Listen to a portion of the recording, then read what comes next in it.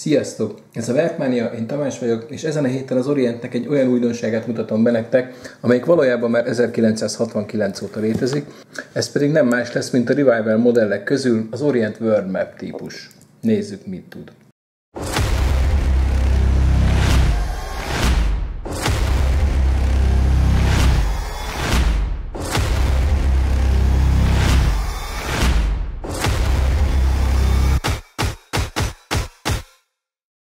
Az Orient World Map Revival modellnek az eredetie még 1969-ben jelent meg, akkor meg egész pontosan Orient World Diver néven.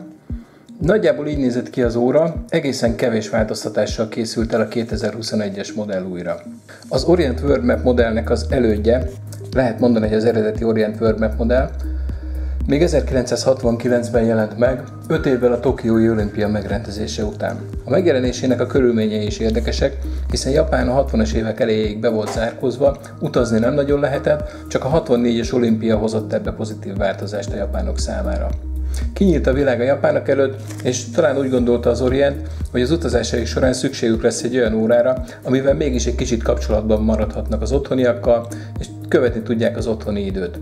Ez lett az Orient World Map, amit akkor még egyébként nem World Mapnek, hanem Orient World Divernek hívtak a specifikációi miatt. Az eredeti World Diver modellhez képest az Orient World Map 2021-es kiadása nem sokban változott. Az eredeti 42 mm-es méret 43,5 mm-re nőtt, ez az óra stílusát tekintve még teljesen elfogadható méret, bár kicsit elsőre nagynak hangzik, de az órának a formája, ez az úgynevezett párlatok, a tokfülek nélküli kialakítása miatt, illetve ezzel a kis alávágással az oldalán teljesen jól viselhetővé teszi, és egyáltalán nem látszik 43,5 mm-esnek az óra, hanem egy teljesen jó hordható, kényelmes órának tűnik, hiszen az is. Nézzük meg kicsit közelebbről a számlapot, ami egyébként egy rendkívül látványos, nem tudom, hogy mennyire adja vissza a kamera, de egy nagyon látványos 3D-s festést kapott. Tényleg egy picit ilyen földgömb jellege van a számlapnak. Erős fényben egyébként nagyon szép, de még ebben a fényben is egészen jól látszik. A számlap maga nem sokat változott az elmúlt 50 évben, az előző kiadáshoz képest eltűnt alulról a World Diver felirat, elfoglalta a helyét egy Water Resist 20 bar felirat, az indexek maradtak, a mutatók nagyjából maradtak, a logó maradt, és eltűnt róla még a 3 csillag, ami abban az időben az Orientnek egy jellegzetessége volt. Ami egy nagyon szép és nagyon jellegzetes, a kóra nagyon jellemző részlet, az a dátumablak körül ez a kis aranykeret. Ez retro kiadású, retro stílusú óráknál jellemző, illetve abban a korban ez egy abszolút bevett, elfogadott módszer volt. Egy kicsit talán lehet, hogy több ötlet van benne, mint a mai óráknál az egyszerű keret nélküli dátumablakoknál. Ugye a zöld számlaphoz a fehér dátumtárcsák teljesen jól passzolnak, és itt rögtön lehet is látni, hogy ez egy ilyen úgynevezett day-date szerkezet, tehát a hétnapjait is és a hónapnapjait is mutatja. A logó és az indexek rakottak, tehát a számlapra úgy vannak applikálva, és a számlapnak a mintázata pedig, bár nem annyira látható zöld alapon a szürke szín, de az időzónákat próbálja megjeleníteni, aminek jelentősége lesz még majd az óra egyik legérdekesebb funkciójánál. Az óra tokja polírozott, méghozzá nem is akármennyire, abszolút tükörpolír az egész mindenhol. Mostanában ez talán már annyira nem divat, inkább mostanában a mindenféle szálcsiszolt, szálhúzott felületek és a polírozott felületeknek a váltakozása az, ami jellemző. Arra a korszakra ez abszolút jellemző volt, szép is, és hangulatában is illik az órához egyébként. Lehet, hogy könnyebben karcolódik esetleg majd, mint egy szálcsiszolt felület, de annyival könnyebben javítható is egy egyszerű polírozással, ha esetleg így járnál. Az órának a hátulján valóban nincsen semmi látnivaló, az Orient logó van rajta, és ugye a 200 méteres vízállóság miatt nincsen üveghátlap, hanem egy egyszerű menetes nemes acél hátlapja van. A célnak tökéletesen megfelel, minden lényeges információ rajta van. Ugye, ahogy azt az Orienttől megszoktuk, az Epson jelöli meg gyártóként, az Orient logó a közepén, és szerkezetre, vízállóságra utaló feliratok körben. Nagyjából ennyi, és szintén polírozva van az egész. Ami érdekesség, a szíj. A szíj tömör szemekből készült, és ugye, ahogy látjuk, illetve úgy látjuk, hogy ez egy 5 részes szíj. Na most valójában ez egy ilyen optikai csalódás áldozatai lettünk, ugyanis ez nem egy 5 részes szíj, hanem egy 1 részes szíj, aminek olyan a kidolgozása kívülről, mintha 5 részes lenne. Ötletes, ránézésre tökéletesen hozza azt az érzést, ami az akkori órákhoz passzol, de valójában mégis egyszerű gyártani, időtálló, és tulajdonképpen ebbe az árkategóriába tökéletes megoldás. Ebbe az árkategóriába el is érkeztünk a szíjnak rögtön ahhoz a részéhez, amit nagyon sokan szeretnek bántani, holott valójában tökéletesen teszi a dolgát, ez a lemezből hajtott csat. Lehetne tömör acélból is, de nem abból készült, hanem lemezből.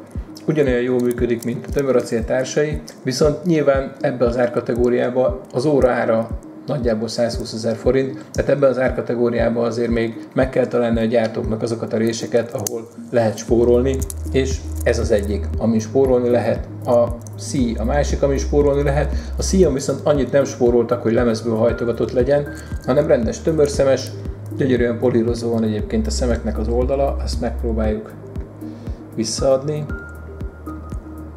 Maga a szíj is egyébként nagyon szép és nagyon látványos.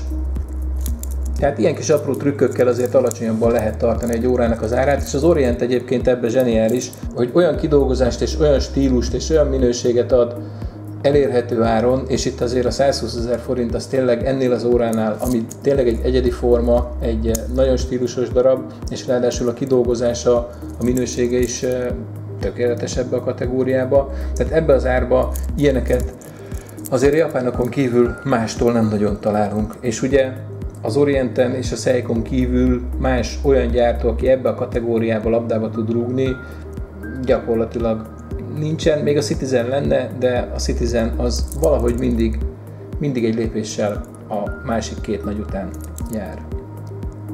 De ez persze szubjektív vélemény, cáfoljatok meg nyugodtan. No, nézzük akkor, hogy mi változott még az eredeti 1969-es modellhez képest. Ugye, itt a két koronás kialakítás az megmaradt ugyanúgy. A két koronának a lényege, hogy az egyik korona az magát a szerkezetet irányítja, beállítás, felhúzás, stb. A másik korona pedig, ez az alsó, ez pedig ezt a belső lünettát mozgatja, aminek a funkcióját rögtön megpróbáljuk megfejteni.